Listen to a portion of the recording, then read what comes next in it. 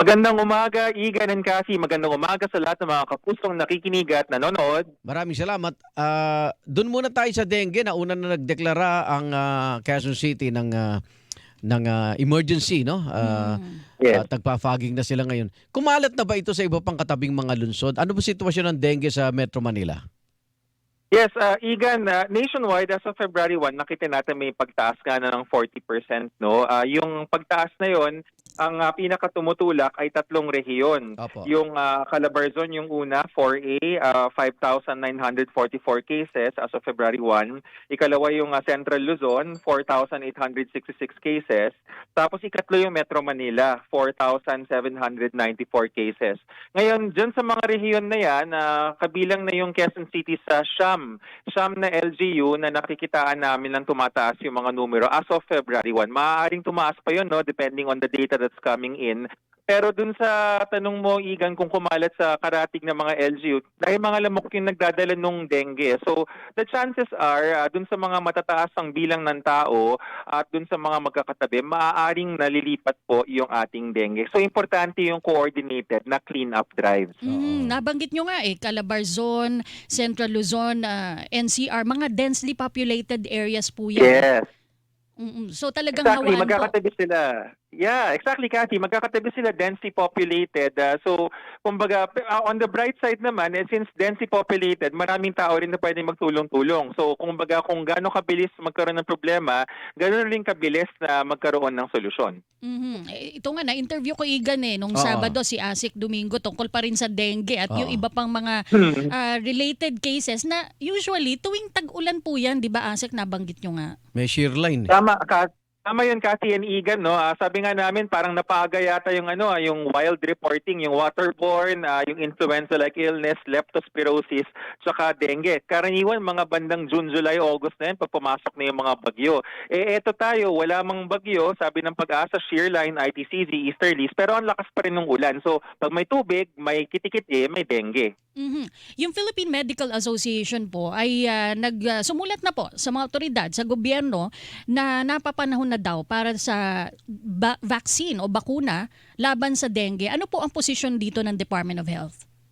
Ang posisyon ng Department of Health is sumunod tayo sa ating legal framework at sa ating siyensya. Ang sinasabi ko dito is meron tayong Food and Drug Administration na dating tinawag na BIFAD na sila yung kumikilatis.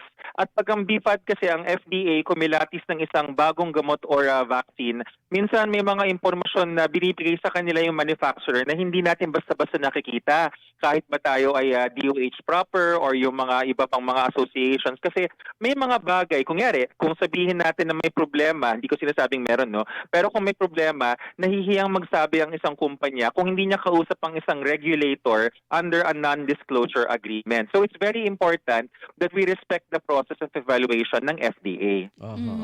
So lipat naman po tayo at meron na rin abnormal na pagtaas ng kaso naman ng rabies. Kamusta Asek? Kasi dati ang rehiyon na ito sa Bicol ngayon saan na ba? So actually, Igan, tumitingin rin ako sa data natin as of February 1 na ng rabies. Overall, on a national level, mas mababa siya ng 53%. Pero tama ka, Igan, minsan kasi yung national na average out nung lahat ng rehiyon Pag tinignan natin yung rabies on a regional level, ang may malakas na pagpanik, although take note sa mathematical computation kasi from 1 case to 3 cases, ang laki kagad noon, 200% increase. Pero yung nakita natin yung Region 11, that's one, Region 11, tas meron tayong 100% quote-unquote increase. Pero again, mathematically, from 1 rabies case in 2024 at this time in the year to 2 cases, ang sinasabi ko naman is yung BARM. So far, yun yung nakikita natin. Kailangan rin natin linawin na minsan, baka nalilito ang mga kapuso kasi magre-report yung Department of Agriculture, sasabihin nila na may rabies outbreak. Yung pala ibig sabihin nila sa mga aso at saka sa mga hayop. Kasi ang rabies, dumadaan rin yan sa hayop. So, it is possible na nagkakaroon tayo ng outbreaks of rabies sa hayop na dapat rin naman tayo kumbaga alerto kasi pag kinagat tayo ng hayop, lilipat sa atin. Pero so far, sa mga tao, as of February 1, wala ho naman tayo nakikitang malaking pagtaas. Ayun. Okay na ba yung bakuna sa baboy naman, sa African swine fever, Asek? Ay, actually, mas maganda ko yung tingin makakasagot yan. Hindi ko alam yun para dun sa mga hayop po. Okay lang po. Kasi, alamin na natin, balikan ko lang issue ng dengue. Ang sintomas Yes. pa rin, nabanggit na to ni Cathy kasi may experience si Cathy sa anak niya eh. Yung anak ko nagka-dengue Basta nitong December. nilagnat na walang ubot sipon. Tama ba? Opo, ang pinaka-common at nagsisimulang simptomas ay yung ating lagnat na mataas ang temperatura, 40 Opo. degrees centigrade.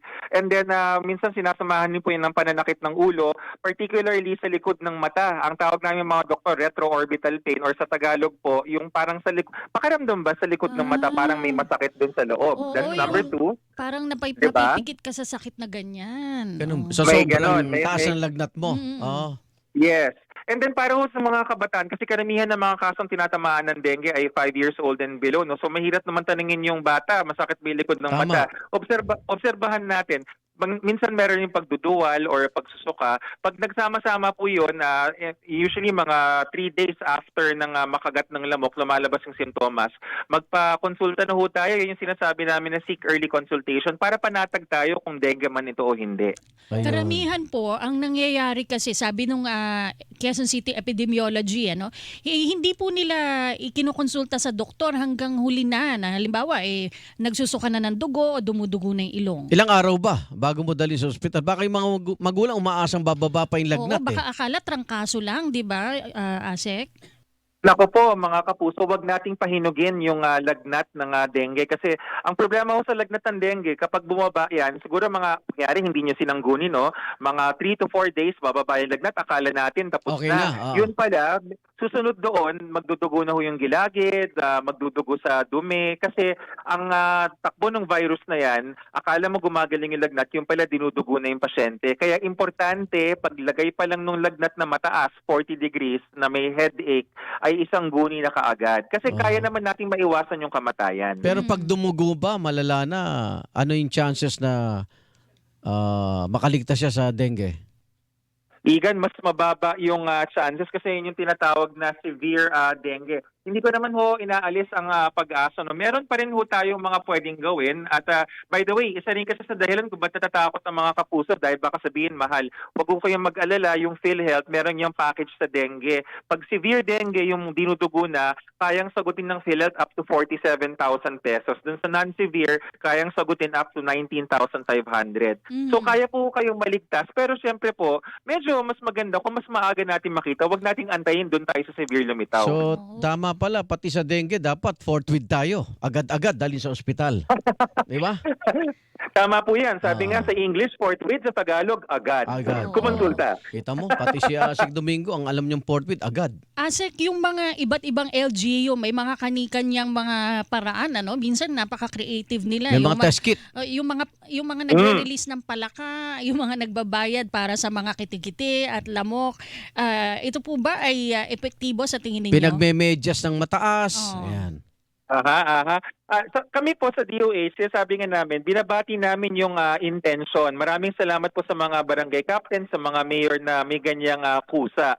Ang hiling po namin is yung sanang good intentions natin, isang guni rin natin sa ating mga health officials. Meron tayong local health officer tsaka DOH. Kasi po halimbawa, yung Bring Me a Mosquito, tinatawag siyang Bring Me a Mosquito kasi pag nagdala ka daw ng 5 kitikite or 5 lamok na lumilipad, hindi ko alam kung paano mo bibilangin yung nag-swimming sa yung lumilipad, pero 5 daw, isang piso. Pag nagkaroon ho tayo kasi ng incentive na gano'n, nagkakaroon ng tinatawag na perverse incentive. Baka mamaya mag-farming yung mga tao dahil paramihan ng kitikite, paramihan ng pera. So ayaw natin yon.